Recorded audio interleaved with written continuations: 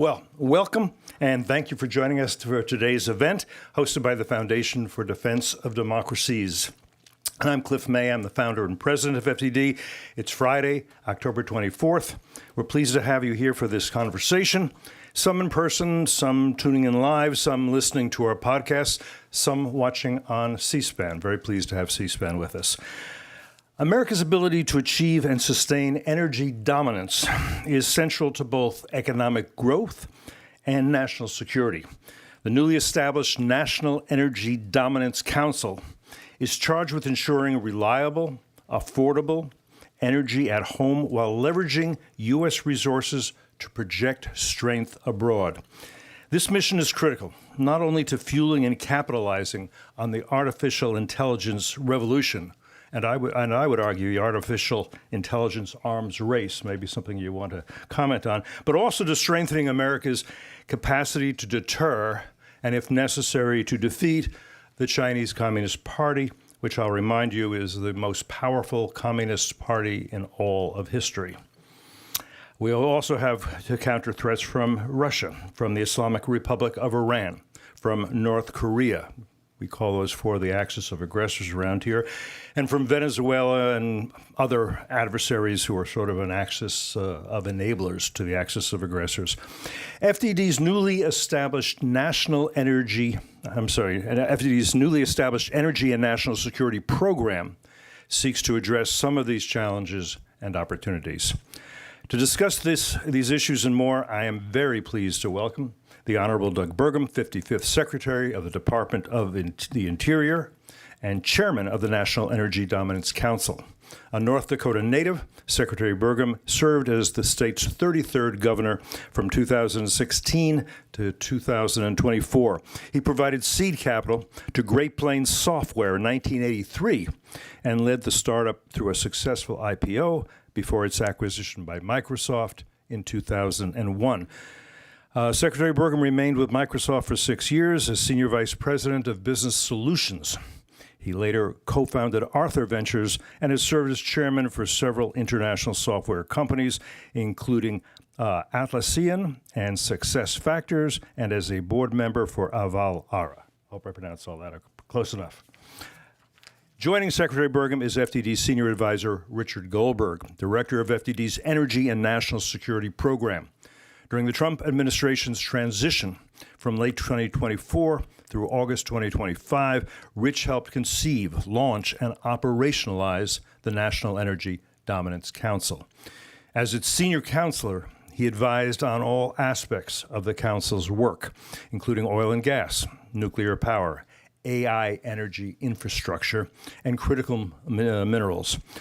Rich served as a national security and international affairs advisor at the Department of the Interior and supported Secretary Burgum and Secretary of Energy Chris Wright in their roles on the National Security Council. Before we dive in, just a few words about FDD. In case you don't know, for almost 25 years now, FDD has operated as a fiercely independent, nonpartisan research institute exclusively focused on national security and foreign policy. As a point of pride and principle, we do not accept foreign government funding. For more on our work, please visit our website, fdd.org, follow us on X and Instagram, and subscribe to our YouTube channel. We're everywhere. Rich, the floor is yours. Cliff, thank you so much, Mr. Secretary. Thank you for being here. I feel like I used to work for you. I still feel like I work for you, but I know in this context I'm interviewing you, so I will get that out of my mind. But thank you for being here. It's a real honor for FDD as we launch this new program. I think it'd be helpful. We call this program Energy and National Security, and increasingly, especially with now the National Energy Dominance Council, which you chair, we see the interplay, the real integration of energy and national security. How do you view it? How do you see energy within the context of national security today? Well, first of all, thanks to Cliff, thanks to you, Rich. Great to be here at FDD, and this is certainly at the time it was created, it was an important organization, probably more important today than ever.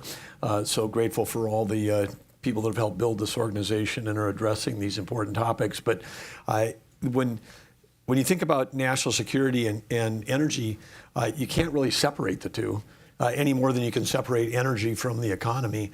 The energy is not just an industry. Sometimes it gets treated like that, but it is a component of every other industry. And whether it's the clothes that you're wearing, the gas in your car, the food on your table, everything you touch, the home you heat, has got an energy component. So if we don't have abundant, affordable, reliable energy, that drives inflation. It drives economic insecurity. You can't have prosperity for people if you don't have the energy policy figured out. And as it turns out, it always has been true, but now more true than ever with the rise of AI, that if you don't have energy abundance, which you can translate into energy dominance, simply I like to think about it as at the NEDC as, we sell energy to our friends and allies so they don't have to buy it from our adversaries.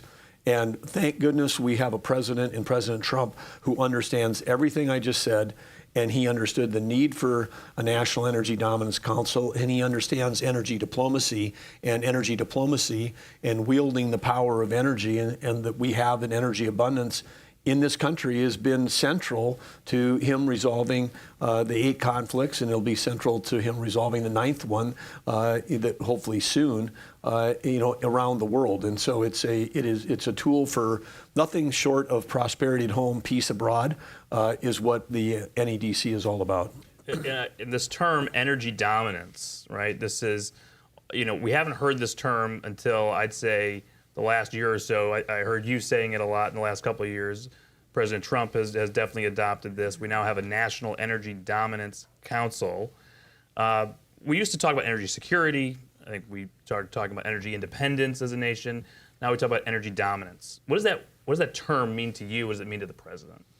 Well, I think for the analysts and others that are following along, when we had this thing like, every president for 40 years had energy independence, but it was always allowed. There was always kind of a loophole on that, which was net.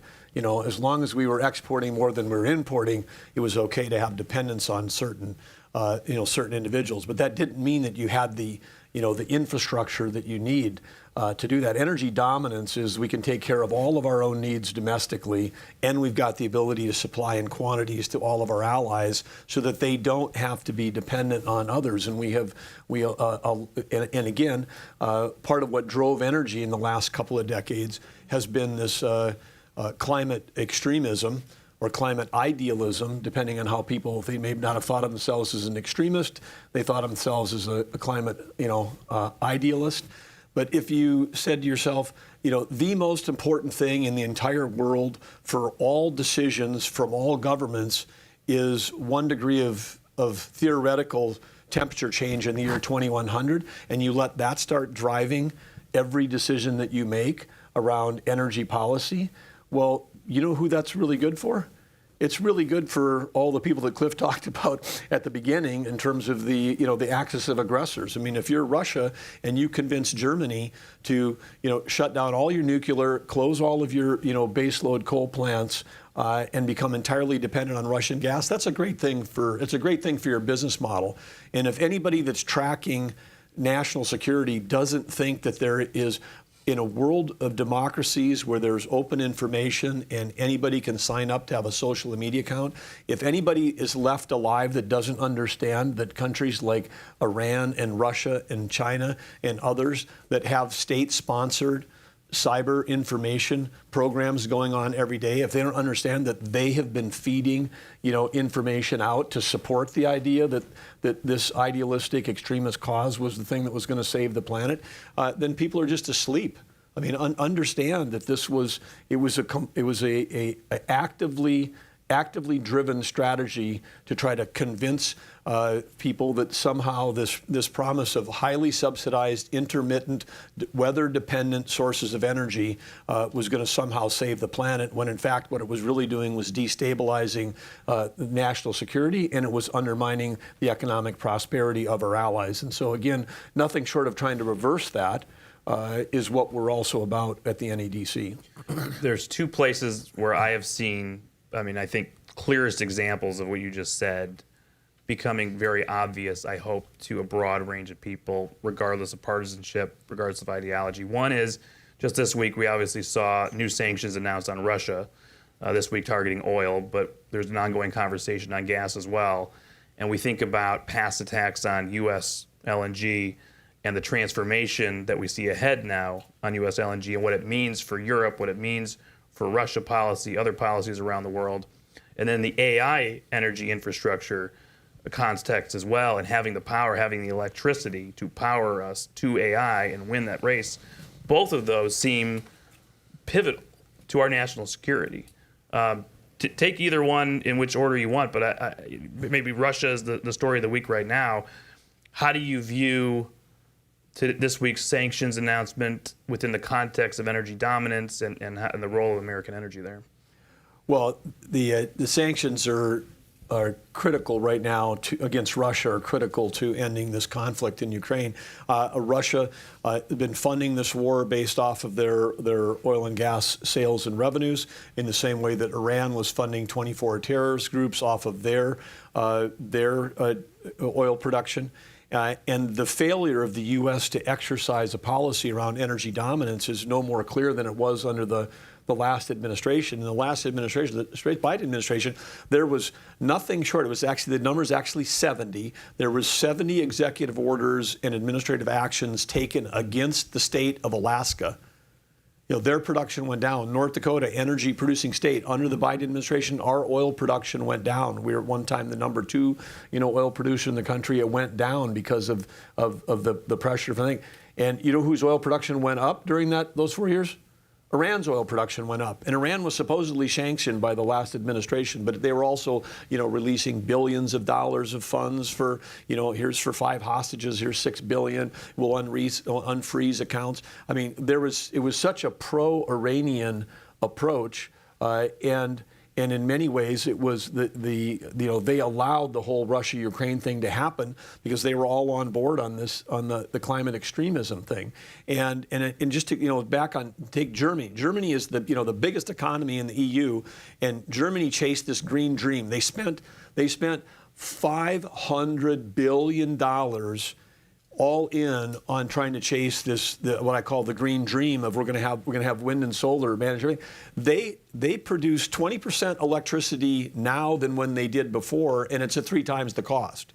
And so you spend all that money and then you shut down your infrastructure. You do become entirely dependent on Russian gas. If it weren't for the U.S. coming to the rescue and having the ability to export LNG to Europe, and if they didn't have a warmer winter, that first winter after the invasion of Russia and Ukraine, there would have been serious issues there. But what was the Biden administration doing? The Biden administration literally was, nothing's more clear than on LNG. They had an order to stop the building of export facilities from the U.S. It's the one thing that I literally cannot explain to you, Rich, or the audience. Why would anybody in either party think that's a good idea? I haven't even been able to follow the money. What happened? Why would somebody think that was a good idea?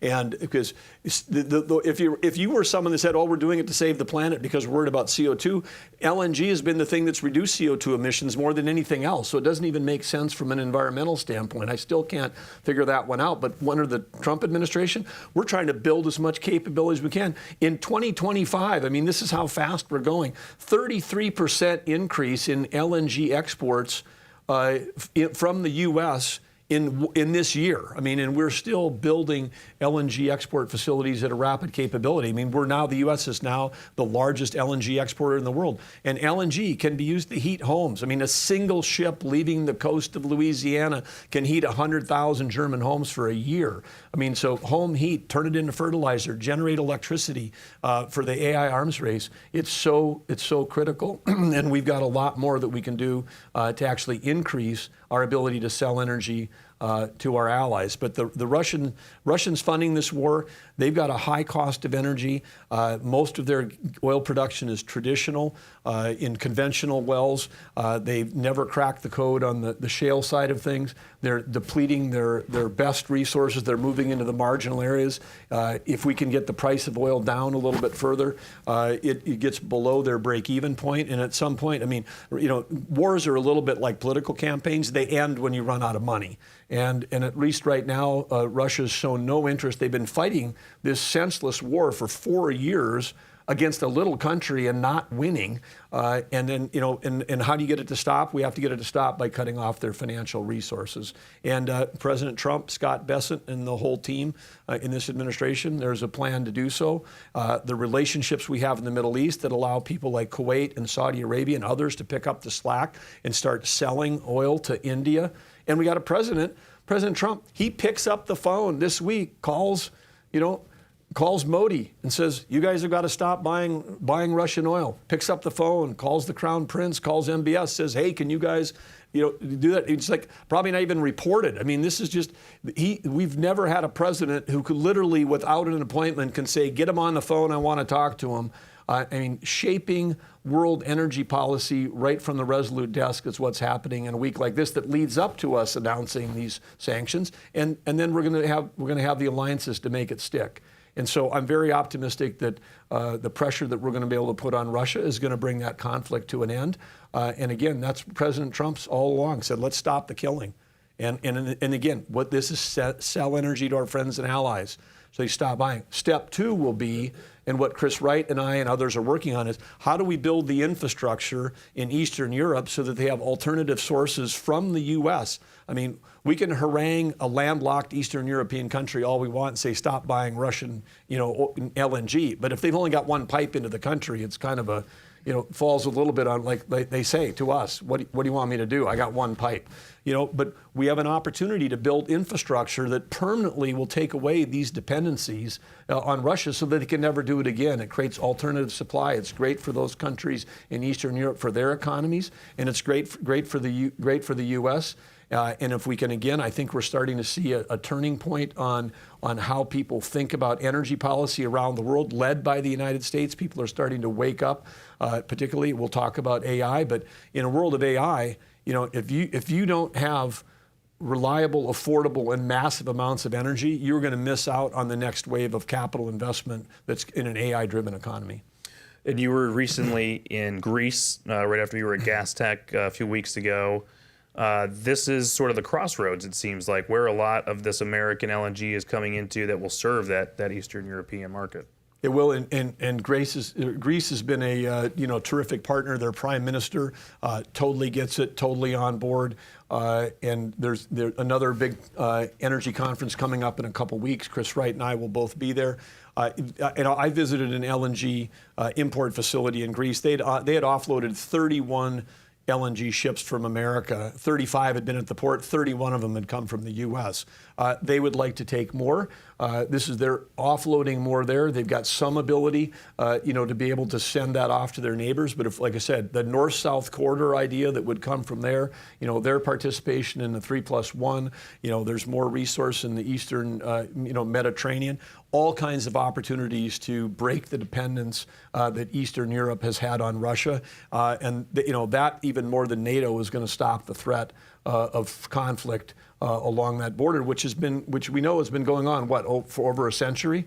Let's just get it over with. Build the infrastructure and make sure that those countries have an opportunity to prosper and have national security, become strong allies, become full partners with the rest of the world. And you mentioned that north-south corridor there, and then into 3+1, Greece, Cyprus, Israel, United States. We have larger visions of IMEC obviously underway as well, connecting India into this corridor through the Middle East. The potential in the future of Saudi-Israel normalization, this energy corridor. I mean, American energy feeding into all of this, American infrastructure building into all of this. This really does seem like a global integrated picture where the U.S. is driving an energy agenda which is all in focus of our national security. Absolutely, and then you throw in another one, which I know you're deeply familiar with, but the Kurdish region of Iraq. Iraq is dependent on getting power and electricity from Iran. I mean, it's like hard to be independent when somebody next door can flip a switch and you lose 40% of your power. That's not really independence. And so again, American technology, American companies, American investment coming into some of these regions, building out this infrastructure, it's got an opportunity to really make this a change and make this a lasting peace. And of course, again, the diplomatic success. I mean, Jared Kushner, Steve Witkoff, the president. I mean, everything that's going on right now in the Middle East, really remarkable.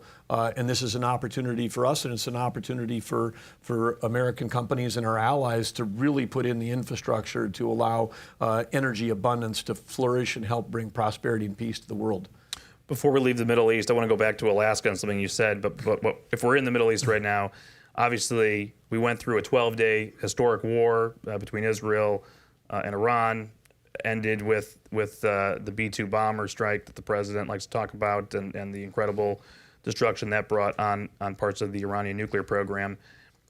From an energy perspective, going through that 12-day war, what are your reflections on that? Are there lessons learned? Are there takeaways? Are there things that have changed since then? Are there ways that we see the Middle East or our national security in reflection on what happened or what didn't happen in market reaction across those 12 days?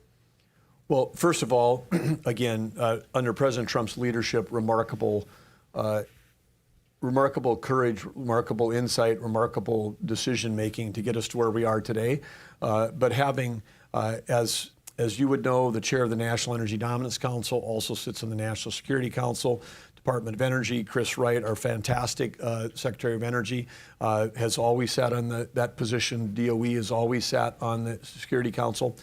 And you've heard President Trump say publicly many times that when he met with the pilots that conducted this incredible 37-hour, mission, leaving the U.S., flying nonstop over and back, enormous logistics on, hundreds of other aircraft involved in, both escorting and refueling and the precision of that happening. And then he talked to the pilots, and he said publicly, the pilots have said to me, hey, we've been planning this mission, 3 times a year on paper for 22 years. Well, just think back over that time frame, because 22 years takes you back to the pre-shale revolution in America. It takes you back to a point in time when we didn't have energy dominance. And so then imagine, if you will, that if you're the President of the United States and you're in a meeting and you ask the question, say, well, we do have the ability to bomb Iran and stop their nuclear program? Yes, but if we do that, what's going to happen to the price of oil?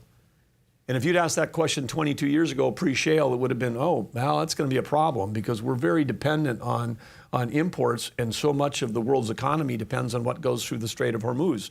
And Iran's got this enormous capability to, almost immediately deploy. I mean, they're right there. The mines, the ships, the small craft they have, boom, we're locking this thing up. And that's the choke point for the global economy.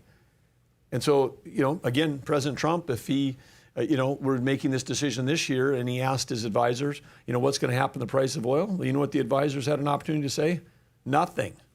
Nothing at home is not going to change the price of the pump, because guess what? The U.S., we don't get any oil anymore out of the Strait of Hormuz.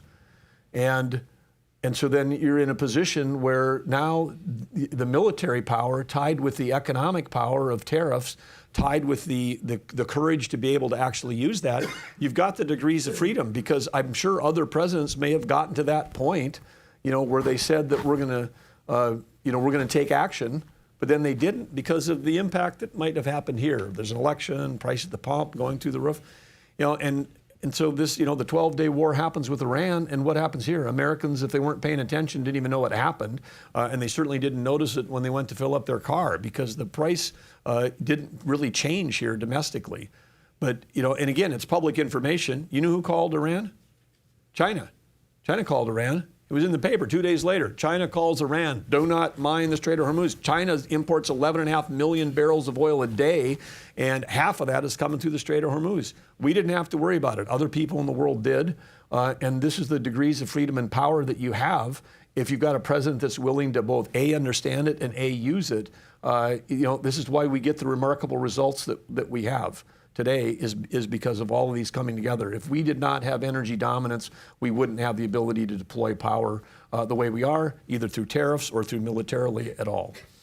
I want to back up a little bit. You were talking about the lead up to the Russia sanctions this week and some of the energy coordination that goes into it. We also saw this week major announcements on Alaska. And we have seen over the course of this administration a real focus on Alaska, both in oil, but also LNG and the building of an LNG pipeline of Alaska long term. Alaska seems like one of our treasured national security assets that we underappreciate from that perspective. How do you view Alaska in terms of oil and gas, and where are we going? And I'd love to hear sort of status, especially from an Indo-Pacific security perspective, where we are with Alaska LNG. Well, let me just start again. It starts with the president. Biden was, captive to listening to a bunch of people that don't live in Alaska. There was essentially an anti-energy policy framework in the prior administration. I mentioned the literally 70 executive orders and actions by the administration against Alaska. And let's just start with Alaska. For those that people know, it's big. It's almost exactly the size of California, plus Arizona, plus New Mexico, plus Texas. I mean, you take our second, our third, our fifth, and our sixth largest states and throw them together, that's the size of Alaska. And Alaska does, as President Trump, day one, unleash the extraordinary, potential of Alaska. And so we have a number of things going on. President Trump, that was day one. We've been executing on that a week and a half ago. We haven't talked about critical minerals yet, but they've been trying to build a road up there for decades, a 211-mile gravel road, privately owned, toll-based road that gets into the Ambler Mining District. The Ambler Mining District has got 1,700 claims that have been made in this remote wilderness that you cannot access. There's no roads. It is back there some of the richest deposits of things that we need and now the battle that we are in against with China around critical minerals that are there. And with the stroke of a pen, through some capability that existed since 1980, legislation that was built to support Jimmy Carter, President Trump was able to say, no, we're building this road. We're getting this thing done. We've seen the capital prices of everybody that's in that. I mean, if they're public, their stock market prices shot up. The amount of venture capital that's going into mining. We killed the mining industry in this nation. Not just in Alaska, but Nevada, California, Arizona. We've got to get back into things. It's not just drill baby drill. It's mine baby mine. I mean, we are winning on the oil and gas side of the world. We have got a battle in front of us on the critical minerals. President Trump understands Alaska can be a part of that. But back on the oil and gas side, we fought. The United States of America fought, and soldiers and sailors died fighting to win the war in the Pacific, fighting their way up those island chains. And what's left, those territories of Guam, Marianas Islands, American Samoa, all of these are territories of the United States. They are all part of the Department of Interior. We meet regularly with the governors of those areas. We've got troops, we've got bases out there. China is encroaching across all of those island nations. And then we have Japan, who post-World War II has been one of our greatest allies. And at a time, for a while, had the second largest economy in the world. They've declined a little, but it's 120 million people living in Japan. It's the size of North and South Dakota combined, 120 million people. They have basically zero oil and gas. South Korea, 51 million people in half the size of North Dakota, almost zero oil and gas. We have got so much oil and gas in Alaska. Tokyo to Anchorage, 8 days. Japan is importing a majority of their oil and gas right now. If it's not coming from Indonesia, it's coming from the Middle East. 27 days by ship. The security of a secure supply chain going down the Aleutian Islands, bringing you right to Tokyo, that we can deliver that.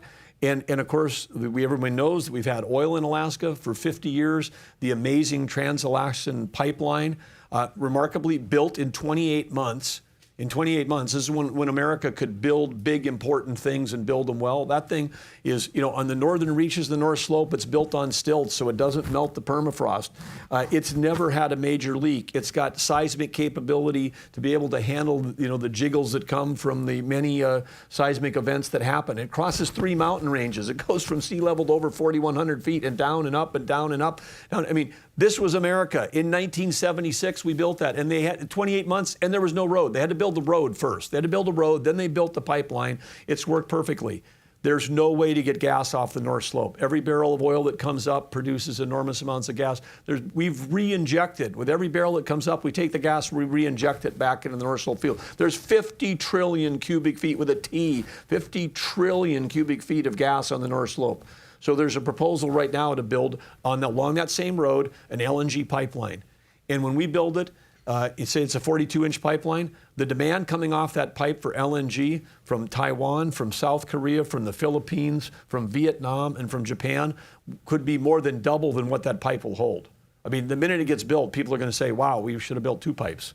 So trying to think ahead, but those folks are all super nervous. They have to kowtow at some point in time, to China. Why? China's got a 300-ship Navy. If there is a conflict around Taiwan in the South China Sea, where is all the energy coming through to get to these Pacific Island neighbors who are all increasing their defense budgets? We have 29,000 troops in South Korea.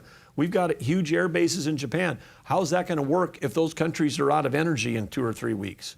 Not going to work well, because that's how World War II ended. World War II ended, not only we had brave sailors and soldiers, people like my dad on a destroyer that made it, through Okinawa and all the way there. But we had submarines. We sank the oil tankers. Japan ran out of energy. They lived through it. They remember that. They don't want to get in a conflict where they want to have energy security too. We have the opportunity now, finally, with infrastructure to provide that for them, and that changes the whole dynamic of China's power in the North Pacific is Alaskan energy. And when we do that and we serve them out of Alaska, that frees up all of our amazing resource that we have along the Gulf Coast in the Gulf of America to be able to serve Europe and all the allies in the other part of the world. So, we're just beginning on energy dominance. Alaska's going to play a key part of that geopolitically for what's going on. But with President Trump, stopping in Japan, meeting with people in Malaysia, meeting with people in South Korea, it's going to be a key part of the discussions they have this week is what we can do. And the deals that have already been negotiated by President Trump, Howard Lutnick, Scott Bessent, in terms of the record investment that's coming from both South Korea and Japan into the U.S. Some of that will be designated to build infrastructure in Alaska, which will then help our allies in that region. There's obviously been doubters in the Japanese press, others, of the viability to get this pipeline done. What gives you the confidence it's actually going to get done? When would it get done? If you're the Japanese, if you're the South Koreans, if you're the Philippines, when am I actually going to get gas out of Alaska in the future? Well, at Gastech in Europe a couple weeks ago, there was an LOI that was signed between the developer Glen Farm and some prospective customers. I think earlier today, midnight our time, but later in the day, it happened already today. There was an announcement about the first offtake agreement that was signed, and I think that the FEED study, which is really going to be to show the ROI of this project, expected to come out in December. I think when people see that and they take a look at that and they say this is economically viable and it's going to be beneficial for those partners that are going to be on the receiving end of those offtake agreements, then this thing is going to happen. It's the only infrastructure project that President Trump mentioned in his joint address to the two chambers of Congress earlier this year. And so it is a high priority for this administration. NEDC, we're working on it basically all the time as a project. How do we accelerate the permitting, the land transfers, the corridor, everything that we have to do to get that thing built. And then there's actually interest from other foreign investors that say, hey, in addition to the pipeline, what if we were able to store gas and take gas off the North Slope by ship, for the months of the year that there's open ice up there? How do we do that? That could be, versus a second pipeline, it could be a second project, which is, just tapping into that gas field and figuring out a way to move it out by ship, because it's a resource and there's demand, and it's going to have the same benefits of peace and prosperity that we're getting off the Gulf Coast. You've touched on both of these so far, but I want to go deeper on them. One is on AI. One is on, you talked about critical minerals and supply chains there. It would seem that the century will be defined by who wins, the United States or China, in this whatever we want to call it, Cold War strategic competition, whatever the language you're comfortable with is. And two things will define that. One is who has the power to unlock that last compute on AI that you need, and who controls the periodic table. Where are we on both races? Well, we're behind. I mean, we're winning on the oil and gas side right now, but we're behind on, if you take a look at the periodic table and you say, what are the 20 most important rare earth critical minerals on that list, and who controls the processing, take the top 20, China, 85 to 100% of the processing. It's been strategic. They've been at it for decades. We've been lulled to sleep. Part of that same, environmental misinformation was the thing that killed mining. I mean, we graduated 36,000 lawyers in America last year. We graduated 300 people that had a minor metallurgical degree. We just basically said, we can't do that. It's so dirty. Mining is so dirty. Let's let somebody else do it. So then China, they're going to tear up the Congo, they're going to tear up Indonesia, use child or slave labor, ship all those resources to China and do the processing there. And then now in recent weeks say we're going to put export controls on everybody for every element of it. I mean, what they announced wasn't export controls. It was the largest intelligence gathering program ever announced in the history of mankind. Completely unacceptable and an escalation of what's been going on. Again, looking forward to President Trump, sitting down with President Xi and maybe taking that dialogue a different direction. But whatever they resolve in the trade negotiations, we as a country and our allies have to have a determination to say we are not going to be put in a position where the things that matter to defense, matter to technology, matter to our basic industry, that we're going to say we can't do that at home. We have to be able to do that at home. And guess what? When you do it here, cleaner, better, safer, smarter than anywhere else in the world, as a percentage of even the public land, we could be a mining powerhouse again and be using like 0.001% of all the public land in America. I mean, with 700 million acres of public land, it takes very little actual space to do mining in terms of the footprint of it. And so, yes, we can protect the environment, and we can have critical mineral security to do that. So that's actually critical. The announcement that we announced earlier this week with Australia on Monday when the Prime Minister was here. Again, NEDC spans across, like half the cabinet, sits on the NEDC. So Commerce, Treasury, Agriculture, Energy, Interior, I mean, EPA, we're all part of that group. And so that when that group says, here's an assignment, let's go get a framework done for a deal with Australia, and we got the deal signed, but that's a framework. We expect other countries to join the club and sign an agreement that would have that same framework, which is we're going to be able to trade amongst ourselves both the minerals and the processed refined materials between that in a way where we can exclude those that might want to do dumping, to destroy the economics of markets and prevent market entry from occurring. We have to get back to having a market where market functions. And of course, as part of that, big breakthrough, which none of us have ever seen before in my lifetime, but the U.S. we have announced, that we're going to, through Defense Production Act, through the Department of War, we're going to be taking equity positions in critical minerals companies. The first deal was with Mountain Pass. When we announced Ambler Road at the same time, we announced, after the close of markets, but there's a couple of public companies that each co-owned a group called Trilogy, which owned the rights to that, and between direct equity investment and warrants. All of you, if you're an American citizen, you now own part of Trilogy Metals. And think of this as starting at the federal level, what states like North Dakota had, what Alaska has, with their permanent fund, what Texas has, is that we've got to be in the sovereign wealth building business.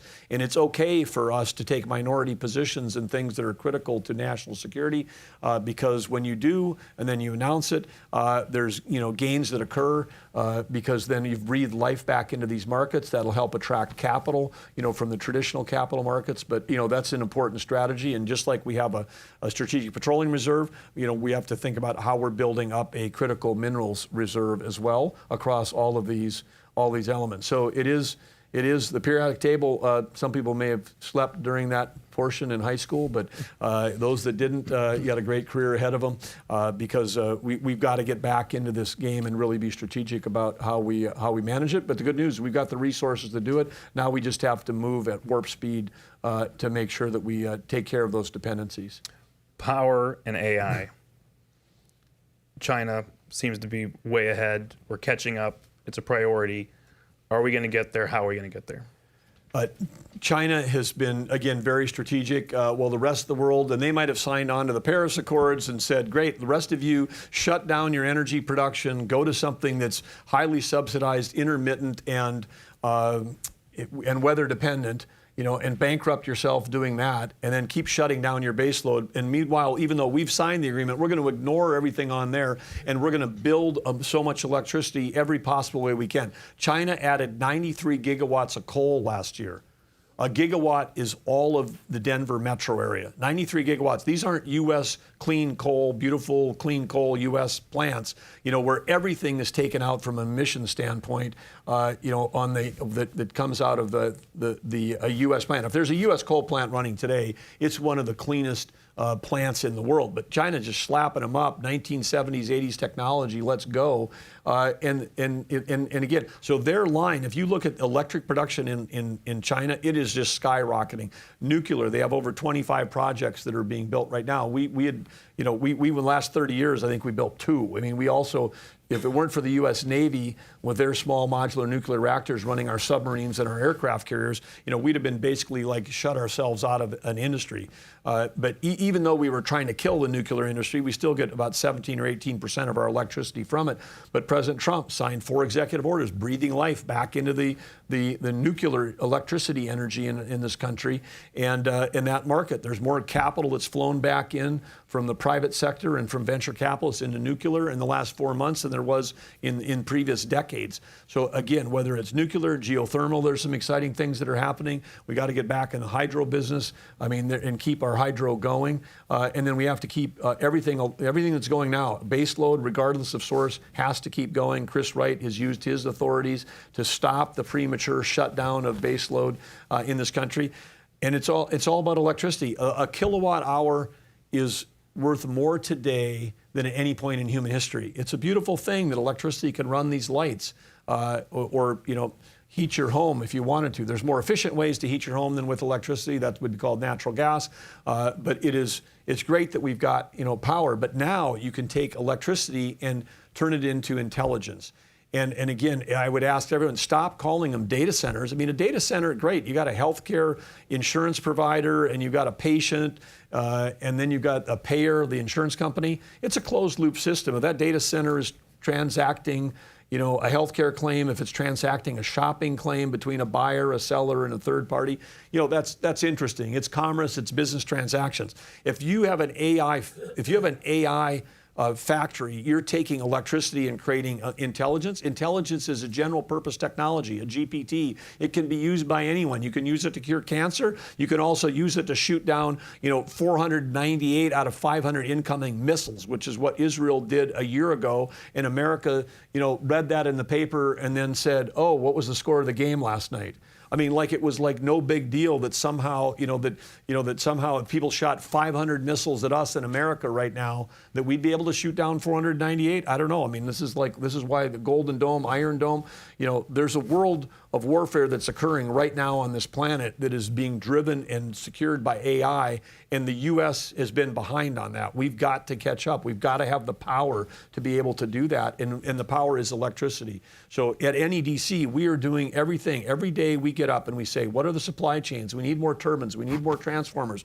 We need to wake up the utility sector that's been asleep for 30 years because there's been no increase in demand. I was in tech for 30 years. We never used more than 1% of the nation's electricity that entire time. Why? Because, PCs got more efficient.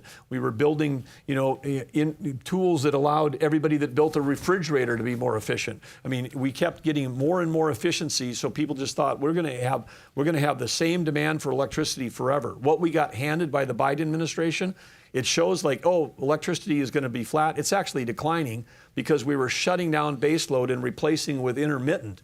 And intermittent, it doesn't show up when you need it. Doesn't show up. I mean, and AI needs power after the sun goes down. AI needs power when the wind is not blowing. And by the way, you also need, if you want to watch a football game on TV, you actually need, if you're dependent on, you want to be dependent on the weather, is the sun shining, the wind blowing? It's a night game, oh, there's no power, my TV's not working. We need reliable 7 by 24-hour power, and so we're working on every aspect of that. The fastest way we can get there is with the excess natural gas we have in our country. And there's been an industrial complex that's become very good at protesting horizontal infrastructure. America, there are people that get up every day and say, we're going to save the planet by stopping this transmission line because we don't like the electrons that are going down it. We're going to stop this gas transmission line. We're even going to stop CO2 transmission lines because we're worried that somehow if we can capture and utilize CO2 for enhanced oil recovery, it's going to extend the life of fossil fuels, even though in North Dakota we were doing carbon negative barrels of oil with CO2 enhanced oil recovery. I mean, there's ways to solve everybody else's problems if you just build the infrastructure to do that. But if you can't build infrastructure quickly in this country, which is very tough to do, even with the permitting support, from the federal government, where we're cutting through red tape, record reductions. I mean, we're doing EAs that in environmental assessments that used to take over a year, we've done them in less than 14 days. We've done permitting on EISs in 24 days that would take years and years. And how do you do that? Well, it's a simple thing. You focus, you build processes that don't involve long delays of whisper chains, and then you put a strike team on it and just make it happen. But even with faster permitting, you still run into local and state conflicts in terms of how do you build transmission? And we have states in this country that essentially have anti-energy policies. They are not on board, with the dominance thing. And if you want to know where they are, don't look for red and blue states. Just look for the price of electricity. Get out a map and say, where is the price of electricity high? And if it's 3 times higher than it was in my home state, it has to do with the fact that you've got a set of policies that say we're not supporting oil and gas industry. We're not allowing natural gas pipelines. We are shutting down base load. We're anti-nuclear. I mean, just look at the policies drive price. The election next year is not going to be about CO2 in November and midterms. It's going to be about affordability of electricity. Affordability of electricity is going to be what's on consumers' minds domestically. And so, again, energy dominance is about abundance. It's about getting the price of power down for all Americans and having enough to win the AI arms race. And there is again, part of what has to happen is we've got to allow the hyperscalers to be able to build. Chris Wright has announced that he's initiating rulemaking, which is going to lead to new rules, which is going to shortcut this 7 years to go to FERC to be able to get an interconnect, to be able to get new power online. If it's new power for generation, for AI, and it's either behind the meter, off the grid, or they produce enough to be able to throw extra power onto the grid, so they're a net add to help lower the prices. We want to accelerate all of those. We got left with the FERC queue, for interconnects. 95% of the FERC queue that we inherited when we stepped in office was wind, solar, and batteries. That's all intermittent, highly expensive, and if it's solar or batteries, it's dependent on China, which is the whole point. Is we're trying to get off of being dependent on Chinese supply chains. So the AI arms race is actually an electricity generation arms race. It's something where we're behind. China is producing lots of more electricity all the time. We have to get in the game, and that's something we're working on every single day. I want to let you get back to work, but one last question. I'd be remiss if we didn't mention the elephant in the room, which is we're having this conversation amidst a government shutdown, quite obviously. We're having an energy discussion, energy and national security. Are there energy implications in a shutdown right now? Well, in a world where we understood global competition, we wouldn't not allow either party to shut down the government under a condition when there is an alternative called a CRA. We just say if there is one and there's agreement to that, then you can't shut this thing down. I mean, why China is not taking the month off. They're not shutting down their entire national infrastructure and government. And of course, at Interior, we're a business. We have if we were standalone, we have the largest balance sheet in the world. And we have a huge responsibility to manage that balance sheet. That includes the 500 million acres of surface. There's another 200 million acres of surface over at the U.S. Forest Service, 700 million acres of subsurface, 2.5 billion of offshore. Great, you've got the largest balance sheet in the world. We've closed our doors arbitrarily, and who's available to actually help drive revenue? Whether it's an entrance fee at a park, I got nobody out there to collect that. Whether it's getting permits done, we're grabbing any cash that was laying in any drawer to try to pay those essential people, including the people that can do the permitting, so that we can keep going. We're on a track way ahead of last year in terms of permitting, and whether it's permitting, timber, grazing, oil and gas, infrastructure, easements, all the things that we've been talking about, the whole thing. If it crosses federal land, we're trying to do everything we can to not be handicapped. But this is, as a business person, I look at this, it makes no sense to me. I mean, and again, the Democrats that are responsible for this are hurting the people that supposedly, I mean, if you're a small business in an entrance community of a national park, and the fall season, the leaf season is when everybody comes, and now the park is, it can't be open with all the facilities and people are canceling vacations. I mean, the last time that this happened, it's like a $500 million economic impact on small businesses just for entrance communities in parks. You add up the whole economy, it's billions of dollars a day, unless they're trying to arbitrarily hurt the GDP of our country because they think that would be a good talking point at the midterms. Unless they're actively saying we're going to try to hurt America because we think that'll be good at the elections. Because I can't think of what other reason you do it. If you actually want to change a health care rule, then do what President Trump has said. He'll meet with anybody. Just get the government going. Then I'll be happy to meet. We can talk about negotiations. Or they could introduce a bill and try to get the bill passed in this environment. That's what they could do. I mean, that's the way the government's supposed to work. But this idea that we stop doing it, because on the flip side of this is, what all of us are doing at the cabinet is like taking a hard look at wow, maybe we actually don't need all of these resources. Maybe we're actually able to run with a lot less resource. So maybe they're actually helping us get to the point where we could say, we don't need as many people, we don't need as much cost, because they clearly don't care whether this is happening or not. But again, I feel for the people that are at home not getting paid. Of course, we're trying to do. I have 5 law enforcement agencies. We have to fight fires around the country right now. It's still fire season. We're trying to figure out ways to pay all of these basic essential services. I mean, we're running a giant business, and being shut down is not an easy way to do it. But I don't think the people that are driving this politically understand the implications that they're having on the operations that are affecting, again, as you say, national security, energy production, and what else? I have a whole bunch of tribal kids that go to Bureau of Indian Education schools. I'm trying to keep schools open across a bunch of Western states too. Department of Interior should be called Department of Everything. We got a little bit of everything, but again, whether it's payments to for health care for veterans in Guam. I mean, we're trying to get those guys enlisted in the battle of how do we do a better job of fighting Chinese influence around Guam. It takes appropriated monies to do some of these things. So the lack of understanding about the implication inside the Beltway is astounding to me from an operational standpoint. But anyway, great question. And if any of you know anybody, if you know 5 Democrat senators, I've got an appeal out to them. We'd be happy. I know that if it doesn't matter who you are, if you're a senator, in any state, there's an interior implication for your state, whether it's a national park, a U.S. Fish and Wildlife location, tribal lands, whatever. Vote on behalf of your own state, get government open again, and then we can deal with whatever dialogue they want to have going forward through the regular process. But meanwhile, again, China's not taking the time off. We need government to get going again. For those in the audience, for those watching at home online, those watching at home on television, on C-SPAN or elsewhere, thank you for joining us. For more information about FDD, you can visit us online at fdd.org. And Secretary Burgum, thank you for your time. Thank you, Rich. How you doing?